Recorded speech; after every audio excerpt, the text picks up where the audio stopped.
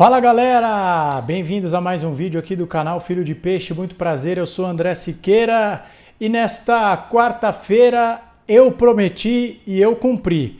O Santos só joga às 9h30 da noite contra o Grêmio, jogo que você pode assistir na TV Globo, no Premiere ou na GE TV, ao vivo e de graça pelo YouTube. Então, para que nós não fiquemos muito tempo sem conteúdo, vamos com um giro de notícias agora na hora do almoço para você chegar na hora que a bola começar a rolar na Vila Belmiro, bem informado. Nós vamos falar sobre a situação do Santos na tabela, vamos falar também sobre quando Neymar e Bom Tempo devem voltar a ficar à disposição de Juan Pablo Vojvoda, falaremos também de um possível jogo no Morumbis e, por fim, a dívida bilionária do Santos. Isso e muito mais a partir de agora. Dedo no like, se inscreva e ative o sininho, comente e compartilhe, hype este vídeo, torne-se membro.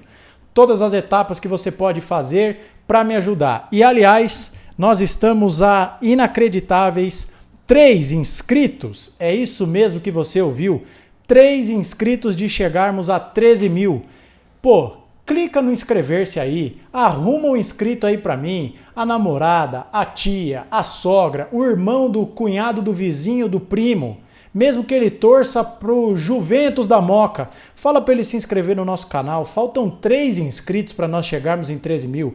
Tenho certeza que a gente vai começar a nossa live pós-jogo já com mais de 13 mil. Beleza, gente? Obrigado a todos que têm ajudado o crescimento deste canal. Acabei de voltar da academia na manhã desta quarta-feira, por isso essa roupinha elegante.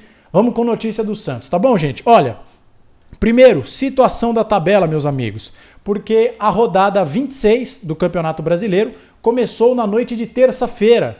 9h30 da noite, jogaram Atlético Mineiro e Juventude, jogo que o santista acompanhou com muita atenção. Esse jogo terminou 0-0, o que deixa o Juventude, que é o primeiro time dentro da zona de rebaixamento, com 23 pontos. O Santos é o primeiro fora, tem 27. Se o Santos ganhar, o Santos vai a 30, amplia em mais 2 pontos a diferença para o Juventude. Lembrando que essa rodada começou com o Santos tendo 5 pontos de margem para o Juventude. E como o Atlético Mineiro tropeçou e só conquistou 1 ponto, o Galo do Sampaoli foi a 29. O Santos tem 27, se ganhar vai a 30. Pode passar o Atlético Mineiro, passará o Atlético Mineiro e a depender de uma combinação de resultados, o Santos tem que secar o Internacional, que joga hoje contra o Corinthians, que é outro clube que o Santos tem que secar. Então, se esse jogo, que será no Beira-Rio, 7h30 da noite, terminar empatado, o Santos pode passar as duas equipes. Então, gente, dedo cruzado aí para o Santos tentar subir na tabela e se aproximar da zona da Sul-Americana, que é a partir da 12ª colocação. Beleza? Então, quando o Santos entrar em campo, aliás, Inter e Corinthians já terminarão de jogar, já terão terminado de jogar, então a gente já vai saber em que pé estará essa situação, beleza? Agora, dando sequência aqui no nosso vídeo, vamos falar sobre jogadores lesionados que podem voltar a ficar à disposição do técnico Juan Pablo Vojvoda em breve.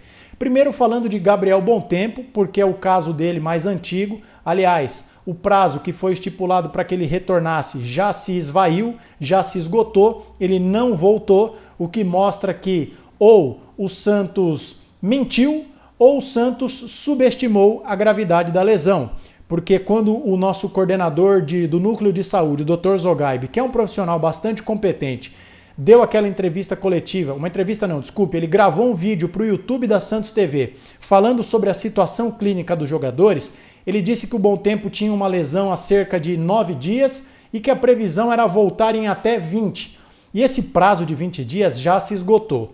Mas no início dessa semana, o Bom Tempo deu uma entrevista ao De Olho no Peixe que disse o seguinte, que eles vão tentar, porque cada organismo reage de uma forma, precisa cumprir todo o cronograma, mas que o Santos trabalha com um cenário não muito provável dele ficar à disposição para o jogo de domingo, 8h30 da noite, contra o Ceará fora de casa.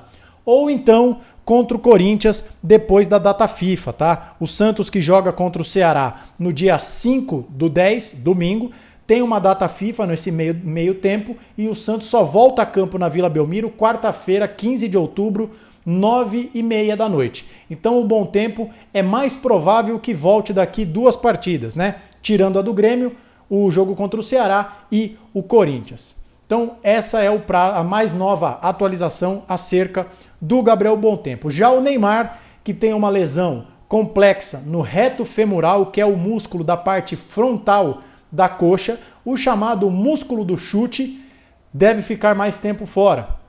Segundo informações do jornalista Lucas Mussetti, o Neymar só deve voltar entre os jogos da rodada 31 e rodada 34. Rodada 31, o Santos pega o Fortaleza como mandante. Rodada 32, Palmeiras fora de casa. Rodada 33, Flamengo fora de casa. Rodada 34, Mirassol, 19 de novembro como mandante, provavelmente na Vila Belmiro.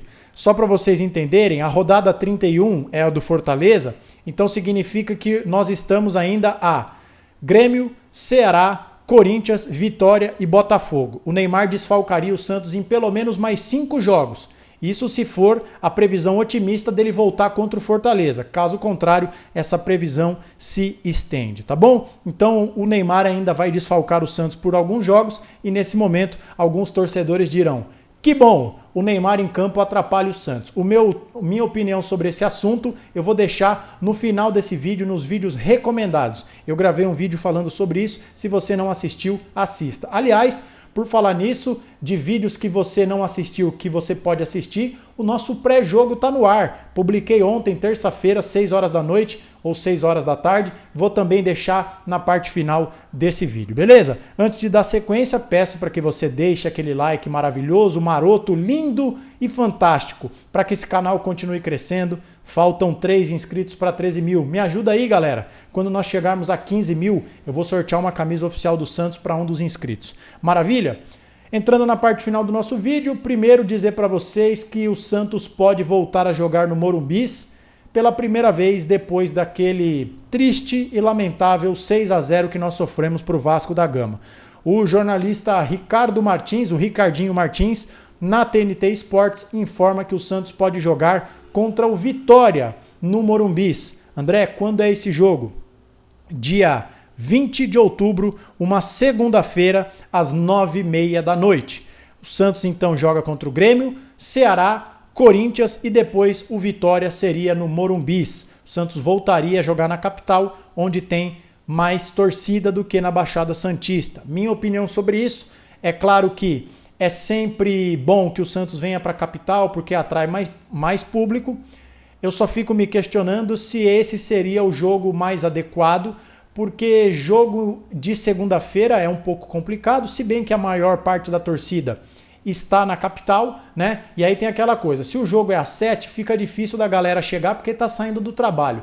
Mas se o jogo é 9h30, como é o caso, muita gente deixa de ir porque fica receoso na volta do transporte público, acorda cedo para ir trabalhar, mas então o jogo de segunda-feira é sempre meio complicado, mas eu acredito que o Santos, não sei se vai botar 50 mil torcedores no Morumbis nesse dia, mas o Santos pode colocar, quem sabe, 28, 30 e poucas mil pessoas, já dá quase 3 Vilas Belmiros, então o Santos pode voltar a jogar na capital paulista contra o Vitória daqui 3 rodadas para tentar fazer as pazes com a Vitória. Na última vez que o Santos jogou no estádio do São Paulo, nós perdemos de 6-0, como eu disse, dia de triste lembrança, e também para arrecadar uma bufunfa a mais. Fechado, gente? E para fechar esse vídeo, só para dizer para vocês, para os amigos que acompanham este vídeo, que o Santos está com uma dívida bilionária de quase R$1 bilhão.